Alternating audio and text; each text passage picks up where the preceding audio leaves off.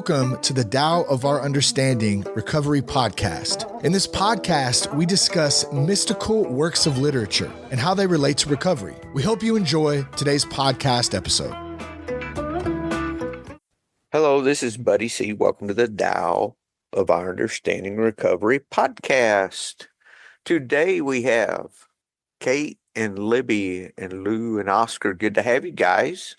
In this podcast, we talk about how Taoist literature circa 2,500 years ago is so applicable to the higher power and our spiritual life today. We're all in 12-step recovery of some type. We've all learned freedom by letting go from surrender, more or less. The way I practice AA and the way AA has worked for me is that it has given me an avenue to surrender. I was raised in a Protestant church that taught that God loved you, that you were special. God would help you with whatever was going on in your life. And I interpreted that as I did everything I could do, and then God would do the part that I couldn't. I don't know if that was explicitly said, but that was what I heard. First, I prayed the hardest prayers I've prayed in my life before I got sober, not after. But there seemed to not be any help come during that time, but yet all my circumstances pointed me to AA. So was there help? I think there was. I couldn't see it at the time as that being help, but it was. But my whole attitude had to change. My thinking that when I prayed that God was making me stronger, that finally had to change to it's not about me becoming stronger.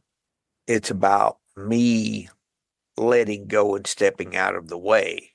No matter what I believe caused that to happen, I had to stop the self-effort in my alcoholism.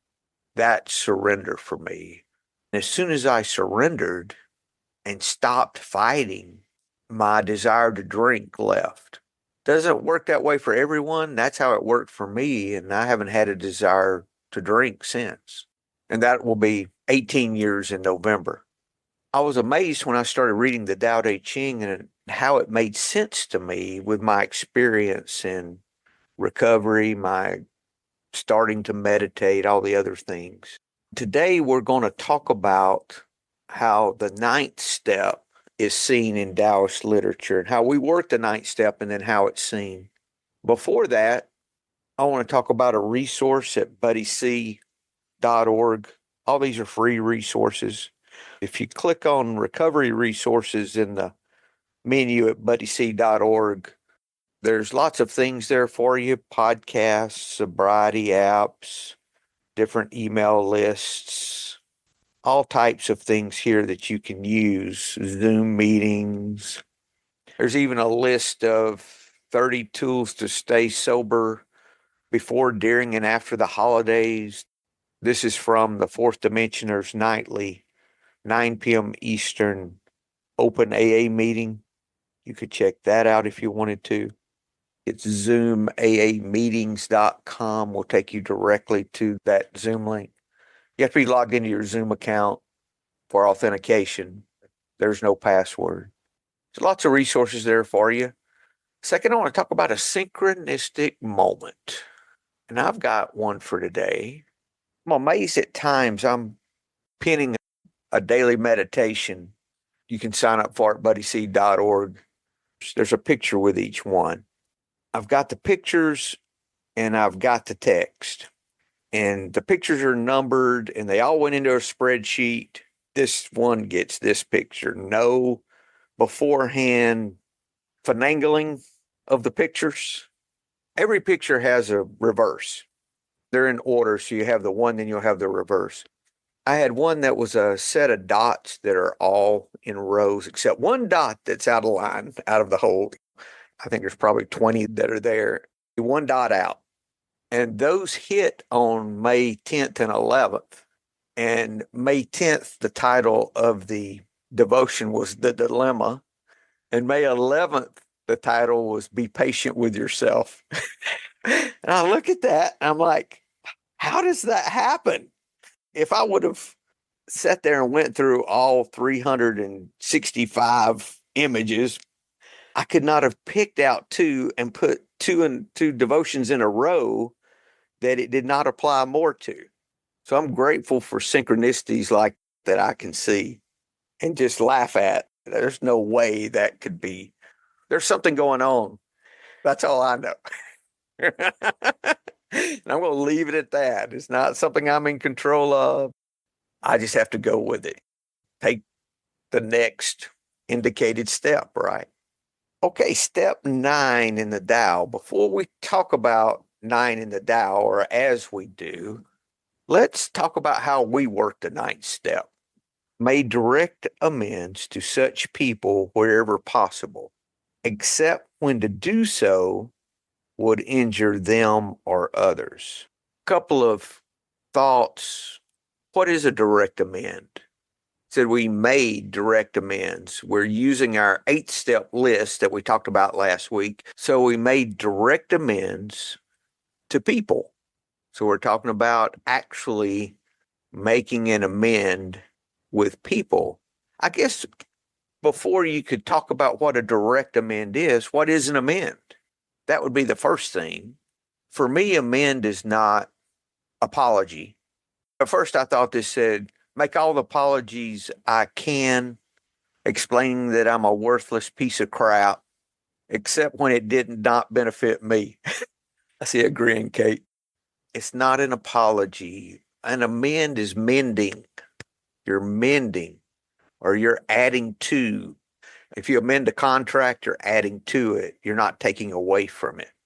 The question I need to ask myself when I'm preparing to make the amend, this is where all the tools come in and the different ways we can make amends, which I think is huge. And I think it's something that we gloss over sometimes because it's not just calling up and say, hey, I'm sorry for my behavior. I shouldn't have behaved that way. There's lots of ways to make the amend, not just that cold call amend, so to speak. And a lot of us are not designed. I know I'm not, even though I've been in sales most of my life. My palms are starting to sweat when I use the word cold call because that is just so difficult for me. We're not all designed to do that, in that at least without preparation first. And that's what we're talking about. We're mending the relationship. That doesn't necessarily mean we're going to be best friends. We're mending. We're not apologizing because most of the harm I did was with those I love. This is not about telling them I'm sorry for my behavior, which can be part of it. It's about how can I show you love now that I couldn't before. I think that's really what it's about, especially if we're talking family and those that are close to us, friends. There's a part of it that's owning up to our behavior, but it's also about behaving differently too. So if we're coming at amends from that view, what we say to someone is much different than us just apologizing for bad behavior. Oscar. I was looking at this big book, to step 9, and there it confirms what you said also. And very nice stated, I think. First, there is the metaphor of the tornado. We've been a tornado through the lives of the people we love. I was very destructive to my family, to my ex-wives, to my children, to my friends. So after that, when I arrived at step 9 or 8, 9, it still says, yes, there is a long period of reconstruction ahead. And those are the real amends. There I find the real amends. But some way, it was very helping to start this period with the step 9 conversation, especially with the people I love. My elder daughters were a great example of that. First, they didn't want the conversation. Second, they wanted it, after a while they wanted it, but then they didn't accept anything of it. And then only after a year we had sat together and had dinner, and then they asked, okay, we see that you are doing okay, now we like to be consistent. You have to stay, and you have to give us attention and not yourself. Slowly this living amends start to take over. Slowly repair all the damage that was done with this tornado. Yes, there is a long period of reconstruction ahead, and then it's we must take the lead. I think that's the step 9 conversation.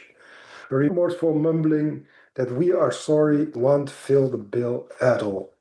So that's not the way. Though I think apologizing should be, in my case, it was part of it. And it had to be a part of it because I owe them an apology, definitely.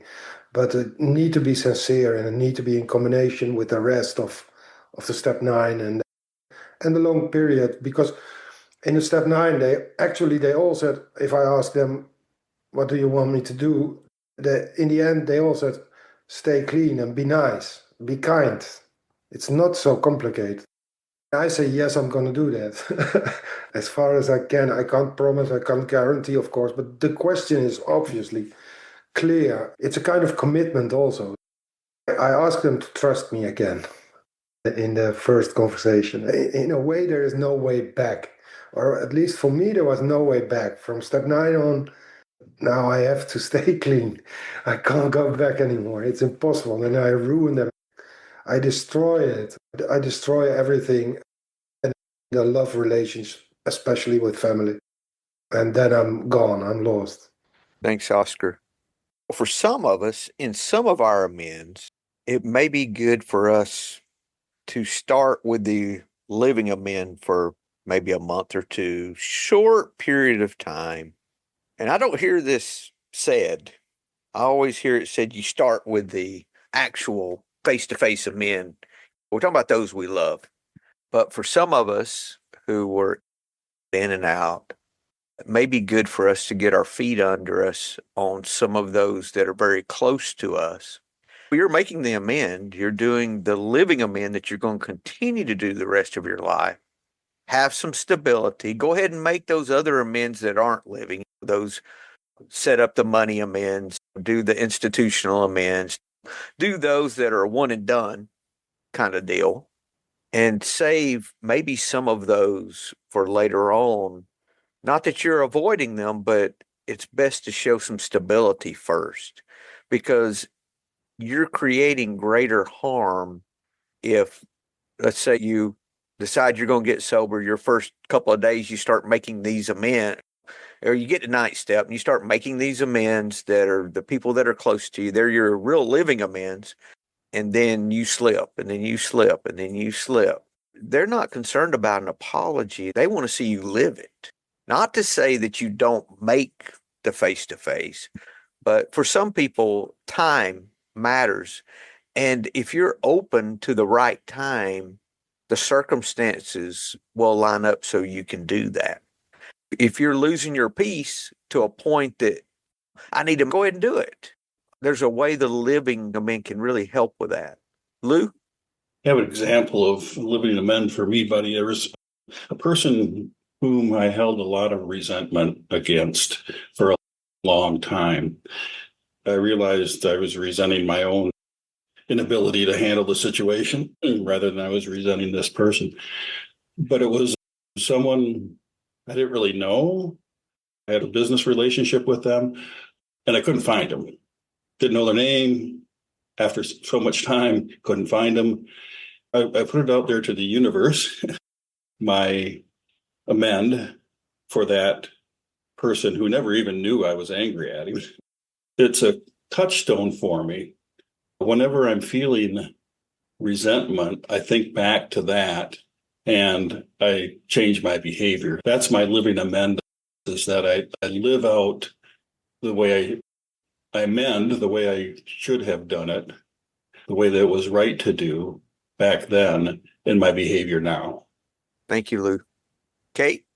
I had a couple of amends that they really would not have worked had I not proven myself with that space of time that you're talking about. For example, I had one with a step family member who I was a little nervous around. I was so nervous to tell them about it. My sponsor went through it with me. We wrote down what I was going to say. I got it all ready and I went to make the amend. And I told them I did this and I plan to never, I will do my best to never do anything like this again. It was actually a very positive amend. I left it till my last amend because I didn't want to do it because I was so scared of what they were going to say to me. I told them what I had done, and they said, "Oh, we didn't blame that on you. We had blamed that on somebody else. It's good you told us that you did that." And they were like, "It's okay. We're not holding that against you." I understand. It turned out they had a brother who was also an alcoholic who had made amends to them in the past. And so they understood the amends process, which was amazing because I didn't even know that about them. And they were so forgiving and they appreciated that I cared enough about them to make amends to them. And it greatly improved our relationship going forward that I had come forward and admitted to doing this thing, and that I even valued them, or that I valued them enough to make amends to them and give them that time. I thought it was going to be the worst day of my life and I was going to be thrown out of the family. And it actually turned out very well in that case. So some of these amends can be really amazing situations. Other amends, people didn't even want to hear it, but some of them were very satisfactory.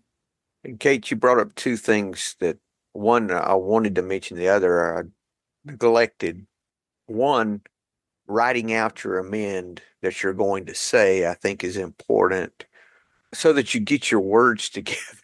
Just thinking about it, even if you don't read it off and you just talk about it, you still have put those thoughts together and not just depend on yourself to say the right things when it's time. Because I have a tendency to forget the things I wanted to say if I'm pressed. And secondly, their response is not as important as our action. Because, like you said, some people are going to accept the amend with love and compassion. Others will just accept the amend, and others won't accept it at all. Regardless of their response, you can get relief by making the amend. It's not about how they respond. It's about saying it. It's about making the amend in the best way possible. It's not about just throwing up on them. It's not about that.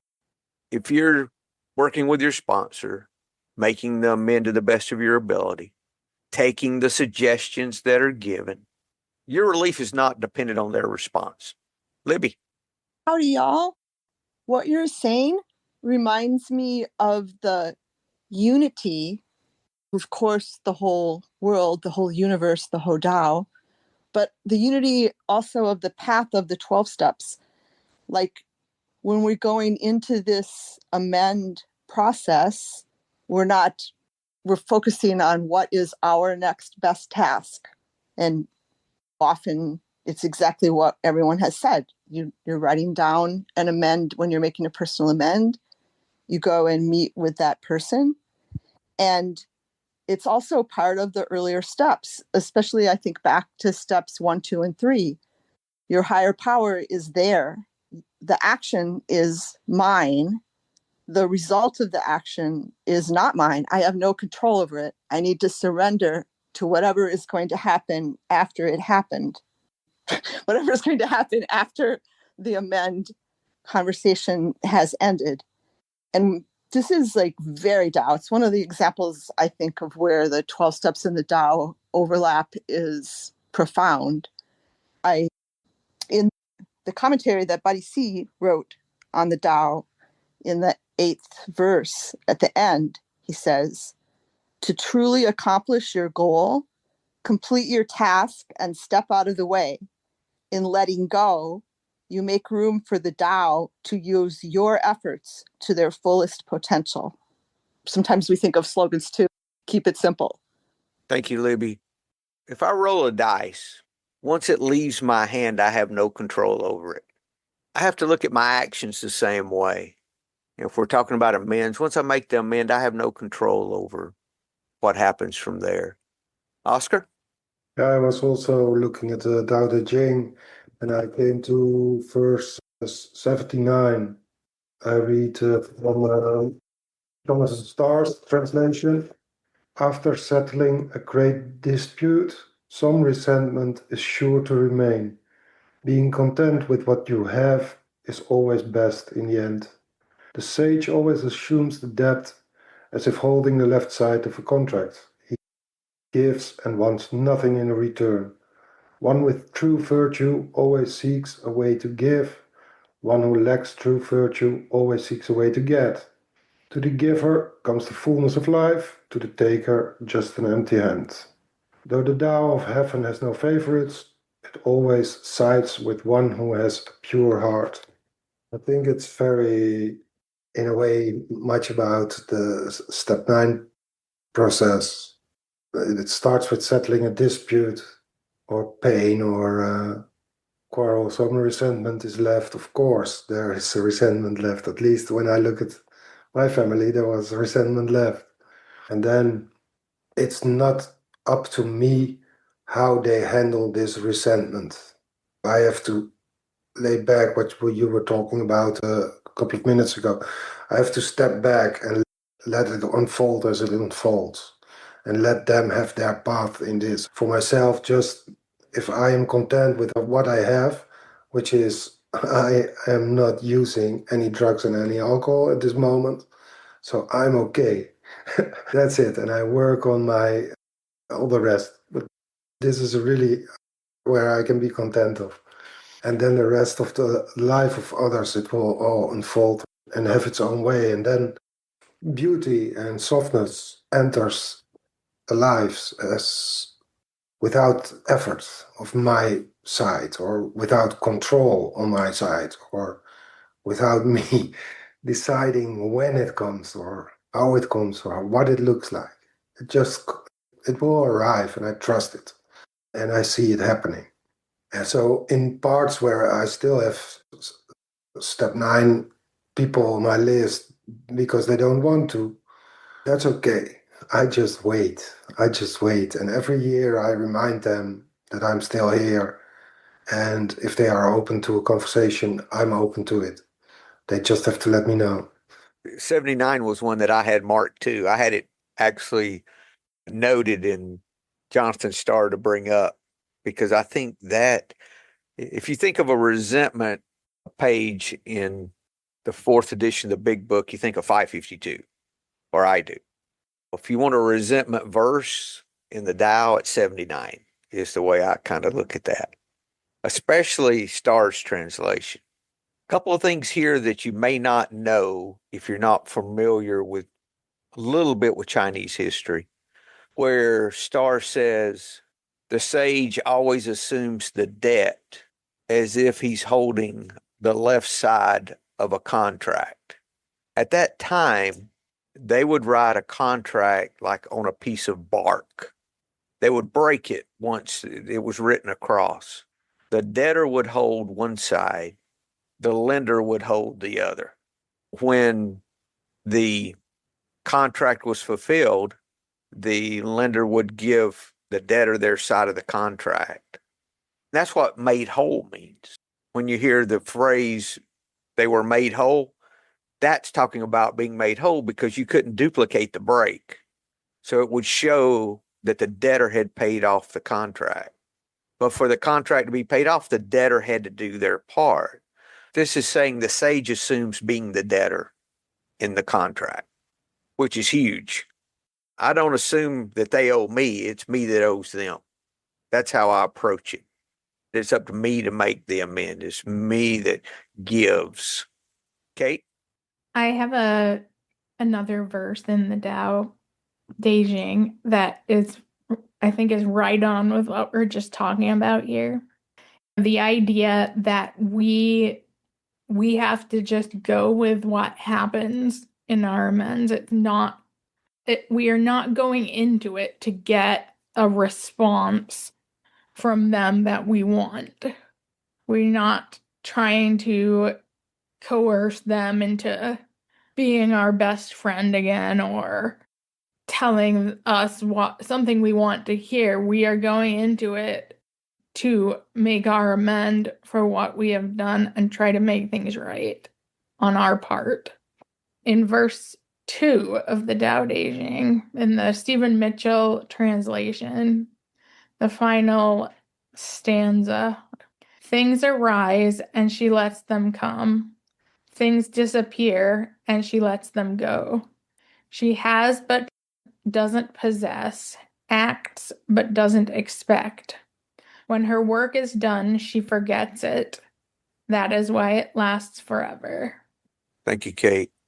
One thing I want to mention about 79 before I forget. One translation of that last stanza could be, though the Tao of Heaven has no favorites, it always sides on the one who forgives, is a way you could say it. One who has a pure heart, the one that walks in virtue. All those words we put in for compassionate living.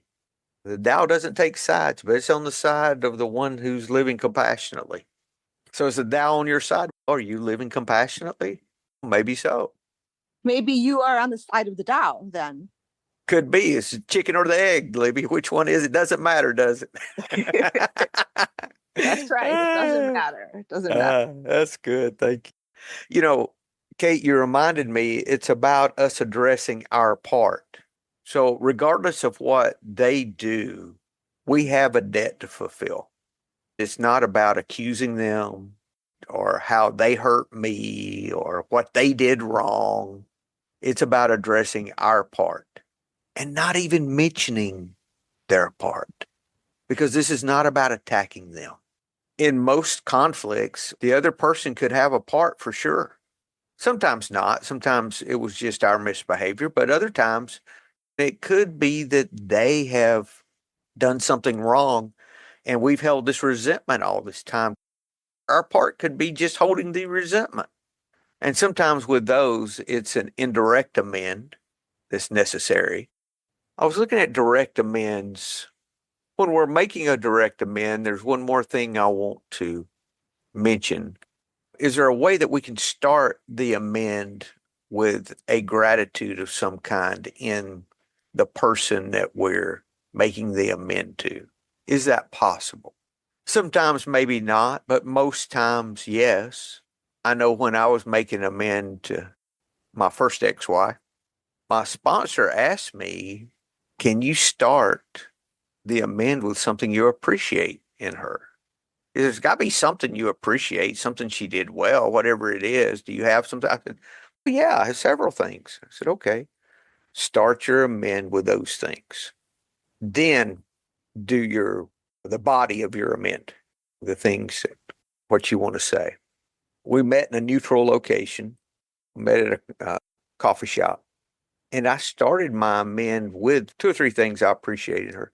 And it brought the level of the conversation up rather than starting it with fear or maybe even anger, those lower level emotions.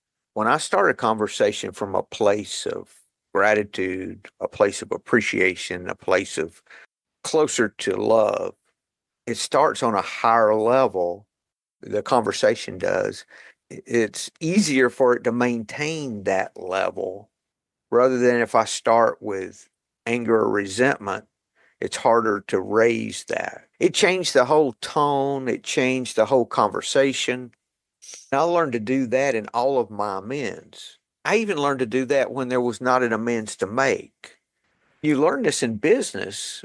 A lot of business training will tell you that if you have difficulty with an employee, find a thing or two that you appreciate in that employee. When you're addressing the employee, start with the things you appreciate in them. This is not a new idea. So in the amend, can I find something that I appreciate in this person? Start there. That worked for me every time. Another thing about direct amends, let's say we owe the person money. We need to address that in the amend. When we're making the amend, if there's money owed, if you don't have all of the money, do you have something you can pay them?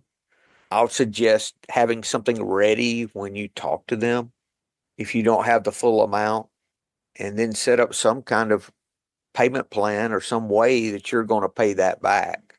Not just leave it, I'll pay you when I can. Make a commitment.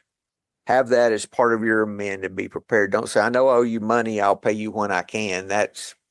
Is that a real amend? I don't know. I wouldn't think so.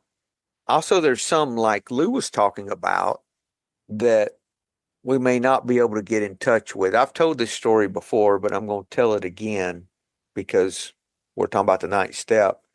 I had a sponsee that we talked about his amends. We went through his list. We went through how he was going to make each of the amends. He had an ex-wife he hadn't talked to in 5 years. No communication whatsoever. He said, I need to make an amend, but what do I do? I said, why don't you just tell your higher power that you're willing, you're available, and see what happens? And I hate to say this, but in my head, I was thinking, that's just not going to work. That was a long time ago. I knew what to say and I believed it sometimes, but at that moment, I was like, and in my head, I was saying that, but I was telling him the right thing. He said, okay, he did it. He messaged me back and we'd met a couple of hours earlier. He said, you're not going to believe this, but my ex-wife texted me and said that she found some things of my father's in the attic and asked if I wanted them. So he went over, got his father's things and made his amends. If we're open and available, those things can happen. Libby. That is an amazing story. And we hear so many of them. I know that when people are getting ready to make amends, it's a huge importance for them to have a sponsor that has experience and that has some concept of what to say and hopefully believes it most of the time. Yes. Yes, hopefully. But I wonder if anyone is vulnerable enough to share any stories about when there was a amend that was made and it appeared not to mend anything. We talk about the synchronistic moment at the beginning, and in truth, a lot of people have a lot of fear when they approach it. I just wonder if it would be of value. I don't have such a story to share, unfortunately.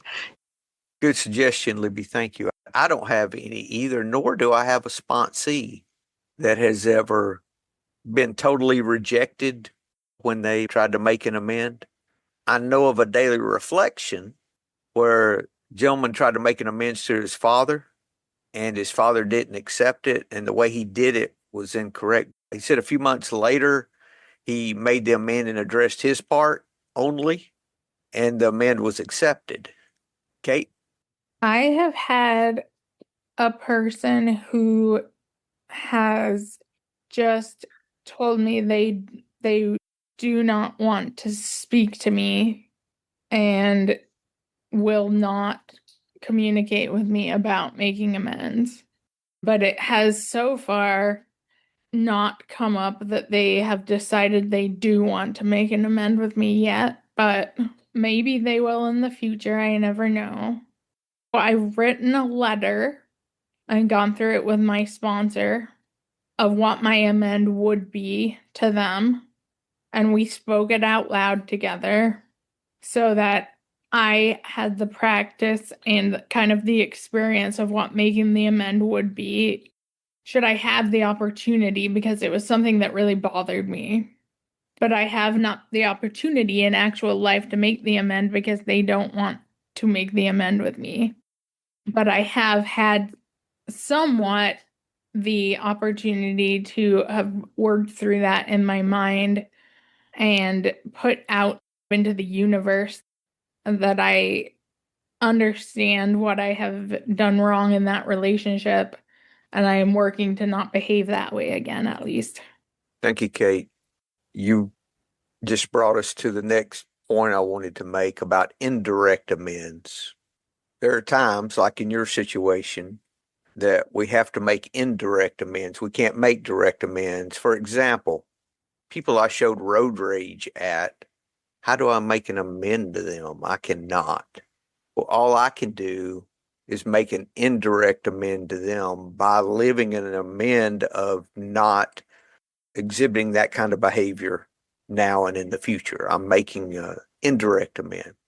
Another way to make an indirect amend toward that person would be I could pray for them, which is one big book tool that's used continually. That's 552. I think I'll just read that. This is 552 of the fourth edition, big book. If you have resentment you want to be free of, if you will pray for the person or thing that you resent, you'll be free. If you'll ask in prayer for everything you want for yourself to be given to them, you'll be free.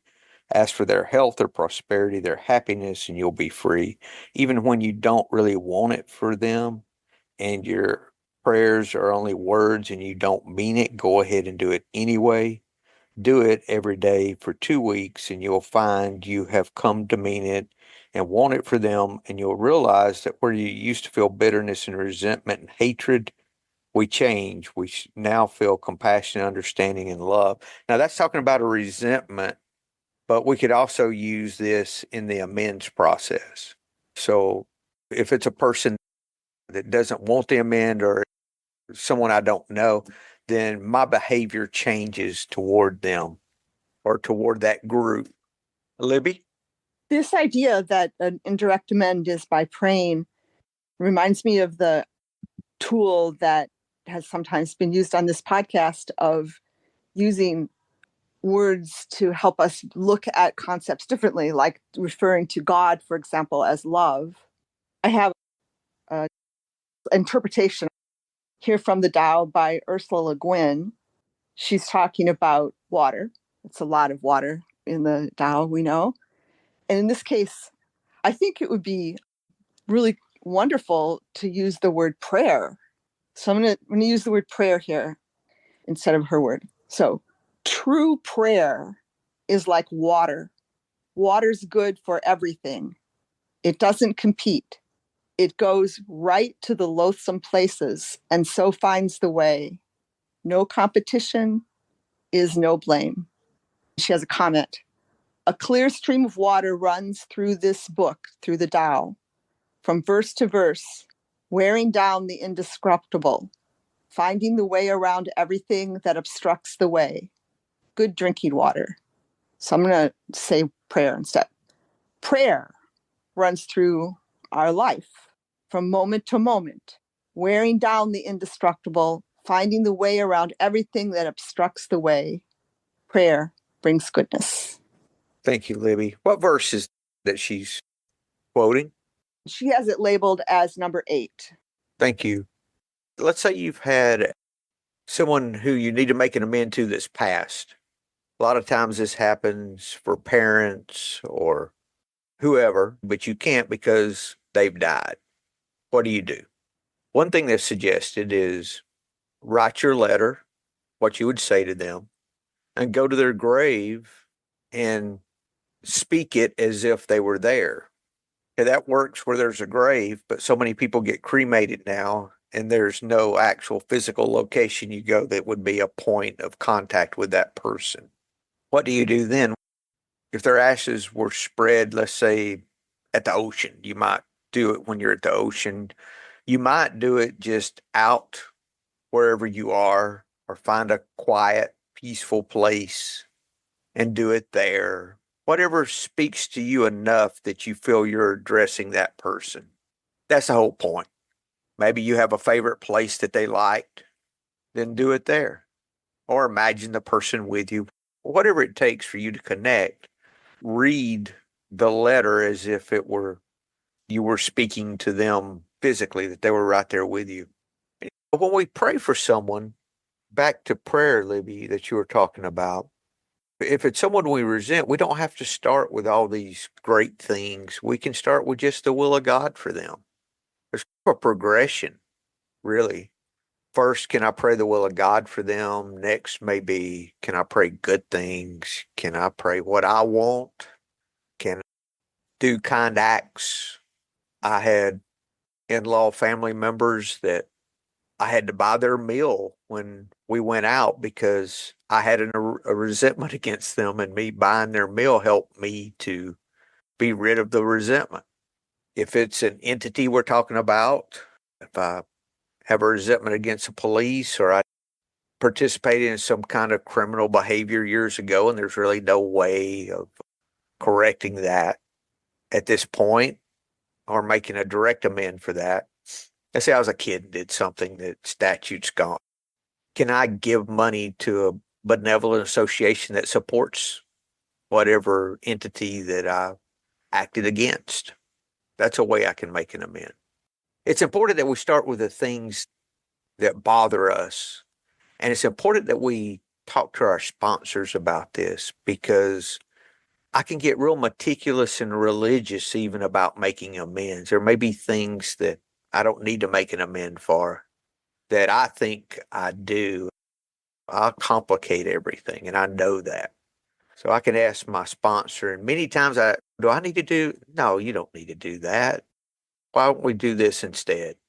So I realized that even in my amends, I needed to run those past someone instead of thinking I know. I think I've talked about on criminal amends. Those are things that we have to get lots of consulting on. This is from the big book, page 78, 79. Perhaps we've committed a criminal offense which might land us in jail if it were known to the authorities.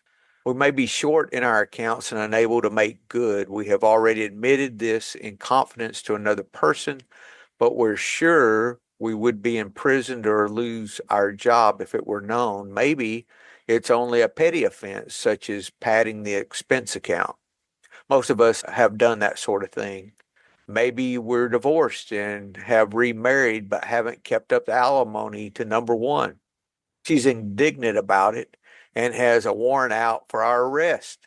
That's a common form of trouble too. Although these reparations take innumerable forms, there are some general principles which we find guiding, reminding ourselves that we have decided to go to any lengths to find a spiritual experience. We ask that we be given strength and direction to do the right thing, no matter what the personal consequences may be. We may lose our position or reputation or face jail, but we are willing. We have to be. We must not shrink at anything. I think with that, we have to say that we're available and open and see what circumstances line up to give us wisdom as to how to proceed. Libby? The last thing I heard you read there about courage, I think. We do not shrink from anything. And where does our courage come from? And it comes from that we're daily living a life along the 12-step path and Tao path. Our courage will be replenished. Prayer will replenish it, and our practices will replenish it. And the gentleness with which the 12 steps treats us brings us into harmony with the Tao, with ourselves, with the people we are planning or have made amends with. All goes back to the meaning of the word amend, to mend things, to make them whole, to make them beyond whole into a place where they can then be growing and alive. I wanted to read the 32nd verse from the Tao. The Tao is an eternal mystery, so small you can never take hold of it. Everything in the universe is full of Tao and leads to Tao, just like the water in rivers that flows into the oceans. And in Stephen Mitchell, the entire verse says, the Tao can't be perceived. Smaller than an electron, it contains uncountable galaxies. If powerful men and women could remain centered in the Tao, all things would be in harmony. The world would become a paradise. All people would be at peace, and the law would be written in their hearts. This is a way to feel courage, is to know that this is the deep truth. When we have names and forms, know that they are provincial. When you have institutions, know where their functions should end. Knowing when to stop, you can avoid any danger. All things end in the Tao, as all rivers flow into the sea. One of the daily readings in the book that's called Each Day, A New Beginning, starts out saying, talks about what is learning. It says, that is what learning is. You suddenly understand something you've understood all your life, but in a new way. And in this case, in a mended way, a way that's mended. Thank you, Libby. Kate? I was going to share a story. When I first got sober, I did have a warrant out for my arrest. I had been in a vehicle where someone had got into the vehicle who had been shoplifting, and they put out warrants for the arrest for everyone who had been in the vehicle. So I had to go and turn myself into the police and get arrested and put in jail. And it was really scary because I had never been in jail or anything to do with the courts or anything. So I went to jail. I had to go to court.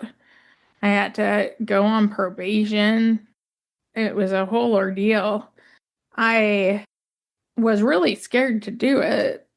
I was charged with was to be part of this theft charge.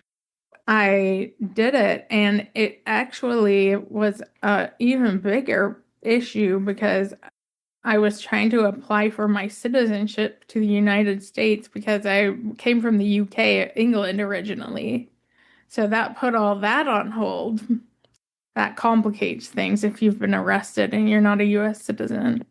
So then I had to go to the US government and talk to them about how I was an alcoholic, and I had to get all these letters from the people in AA about how I was a redeemed character. It took 5 more years before I got my citizenship. I had been sober, and I got all these letters from people in AA. They read all these letters about how I had been sober and I was working the AA program. They were happy with that, and they gave me my citizenship. But it was a very scary thing to have to do, but I had to do it, and I had to be honest about everything. But it did all work out for me, and I could be honest with the whole thing, because if I hadn't been honest, I don't know what I would have done, like gone to hide away somewhere as a non-citizen, as a criminal. That wouldn't have worked. That would have screwed up my whole future. I did have to be honest, but it was very scary to have to go through all of that, not knowing what was going to happen.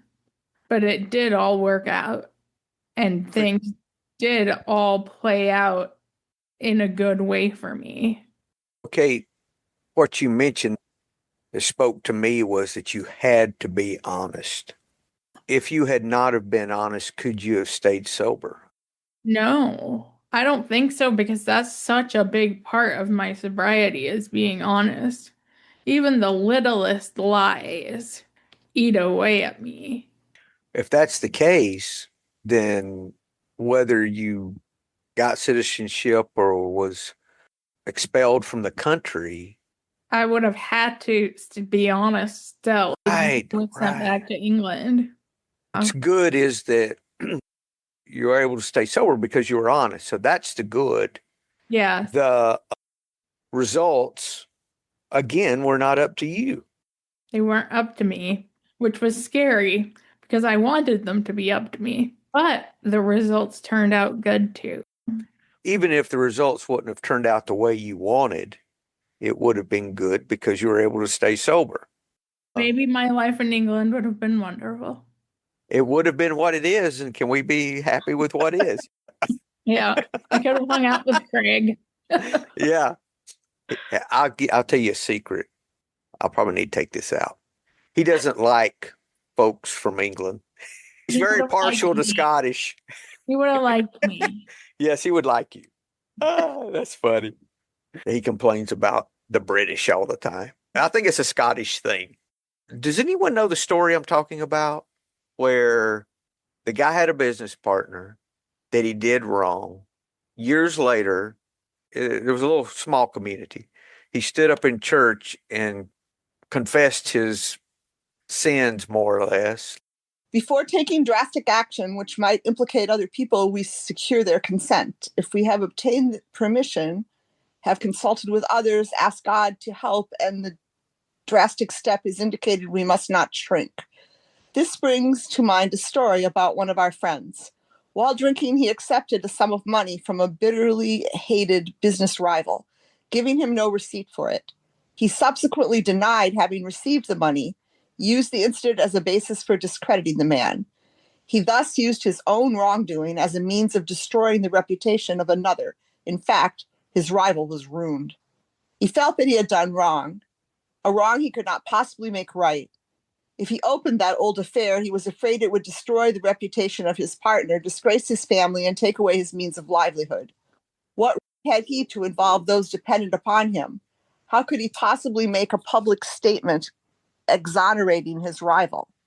After consulting with his wife and his business partner, he came to the conclusion that it is better to take those risks than to stand before his creator guilty of such ruinous slander. He saw that he had to place the outcome in God's hands, or he would soon start drinking again, and all would be lost anyhow. He attended church for the first time in many years. After the sermon, he quietly got up and made an explanation. His action met widespread approval, and today he is one of the most trusted citizens of his town. This all happened years ago. Thank you, Libby. Sometimes we have to face these things head on, don't we? Yes, the courage to believe in the possibilities of the future being things that we can't imagine. If we're not honest, like Kate was talking about, I cannot stay sober and let known dishonesty stay there. I just can't do it. I want to close with verse 63. Act without doing, work without effort.